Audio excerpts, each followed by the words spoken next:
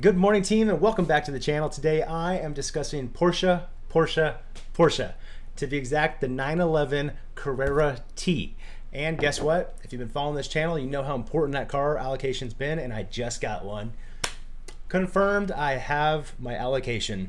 So in this video, I'm going to discuss the history on the 911 Carrera T, what the proper spec build should be, the one I just built too. If you're new to the channel, definitely go subscribe, hit the like button, and let's go.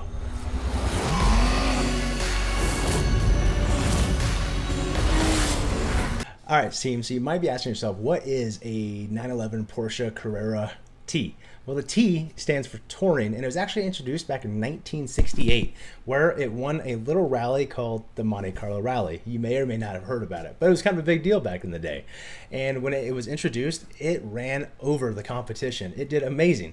They did this by taking a base Carrera at the time, a base 911, and significantly cut weight, amped up a little bit of the horsepower, not too much, and they went out there and dominated the competition.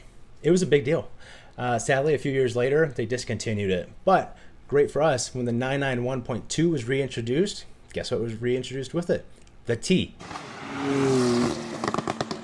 And the T variant, the modern version, was phenomenal. And they did it again for this variant, the 992. So what you get with the 992 is a beautiful made Porsche 911 based off the base 911 Carrera. Yes, it is the same engine that is in the base Carrera, but that does not mean it's any less capable. It's actually probably more capable. And when you do your research, you'll find out why. So with the 911T, you also get this long list of items that come standard with it. It starts with the Sport Seats Plus. Now, this is usually an option you'll have to pay for in most vehicles, but the Sport Seats actually become standard. And they have a really cool design for the T specifically, for the interior. It's like a light gray checkered pattern. I'll post a photo of it here. Really cool car, but know this, that if you are building out your 911T, that those base seats that come on it, the Sport Seat Plus, are four-way adjustable, which means you actually have to move the seat manually back and forth, but everything else is all automatic via buttons. You can upgrade to the 18-way seats, which cost just shy of $3,000. I think it was like $2,800.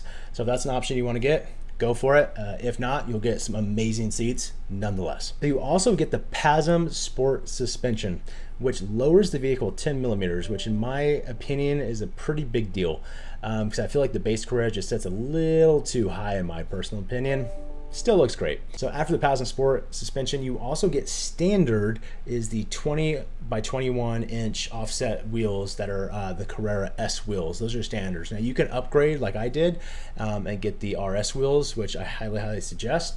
I think they just look a lot better than the S, but the S's are not ugly by any means. They're beautiful, beautiful wheels, and they really set your car apart over the base. And you also will end up getting the GT Sport steering wheel, which is new. You have a lot of different options, so definitely go in and check that out. You can make it a matte carbon, heated.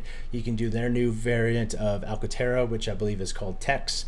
Do the research, really cool steering wheel. So for the modern 911T, what they did to make it special and really based off its heritage, they did the same thing they did back in the day. They reduced weight significantly from the base model. So now the 911T, last I checked, was the lightest variant that you can get of all 911s. They wanted to make the T all about the enthusiast, all about the experience, not just some luxury cross-country traveler. It's more about feeling the car and being in tune with the road, and they really accomplished that. So with the T, what they did is they sprinkled some parts from the GT3 RS, the GTS, and the S, and they made the T. What they did is they cut the weight by getting rid of all the glass that's in the T, and they pulled the same glass that's in GT3 RS and put it in there, significantly reducing the weight. They didn't stop there. They took out the back seats, which of course is going to save weight in any vehicle, and then they also opted for the manual transmission. Yes, you lovely manual gearheads out there, they put the manual transmission, and that reduced weight as well. But then they also went and reduced the battery size, which significantly cut weight. So you take all those in and you put it into this 911 base Carrera, and you have a really proper either track weapon or just a daily driver that's based on the enthusiast experience. Very special. Those are some of the cool options that come standard on your car. Now with the T, you also get to choose the extra options that you can only get in like the S, the GTS, like the carbon fiber roof and certain seats. You can choose different wheel sets. You get a lot of different options you get to choose that you can't really find in the base Carrera. So that's another reason you should be looking at the T as your possible next Porsche. When you start digging into the numbers on this car, you're going to see that Porsche claims that the Carrera T has 380 horsepower. I'm sorry, but I'm gonna call bullcrap. When you ride in one of these cars, when you start looking at other people's dyno sheets, people are consistently getting 390 to low 400, 405s. You'll see this all over the internet. So I think Porsche may have undersold the horsepower just a little bit. Now, when you further get into the numbers, you're going to see that the claimed 0 to 60 for the manual transmission is 4.2 seconds, which I think based off all the videos, everything I've seen, it ranges between 4.2 and like 4.5. Now, that doesn't sound like, oh my gosh, blow your mind, but it's more than enough for any street car.